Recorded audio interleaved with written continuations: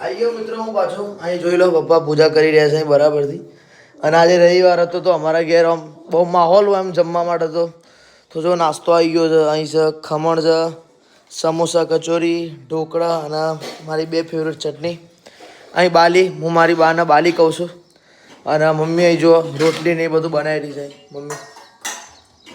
અને અહીં બાલી આખો દિવસ કામથી ઊંચું આવવાનું નહીં, આખો દિવસ કામમાંથી ઊંચું આવવાનું જ નહીં. 3 કામ વાળ્યું છે મારે ઘેર, એવું સમજતા નહીં. 3 કામ વાળ્યું છે. અને મારા દાદા અહીં સૂઈ ગયા છે, ઊંઘવા દઈએ આપણે એમને.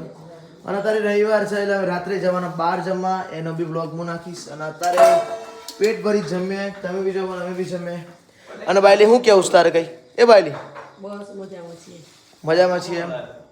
અને બાઈ આખો દિવસ માણસ સાંજે સૂઈ ગયો તો બી મારી બા કામ કરે. એને અમારી સોસાયટી 3 વર્ષથી અમે સોસાયટીમાં રહીએ છીએ. એને બહારમાં ધન ઝાડુ પોછા કરતા શીખવાડી દીધા છે. એ બહાર સવારે ઉઠે તો બી બહાર કચરો વાળવાનો અને સાંજે બી. એના કારણે બધા લોકો કચરો વાળતા થઈ ગયા છે. એટલે એક બેનિફિટ થઈ ગયો સોસાયટી, તો એમ બી ચોખ્ખી જ રહે છે.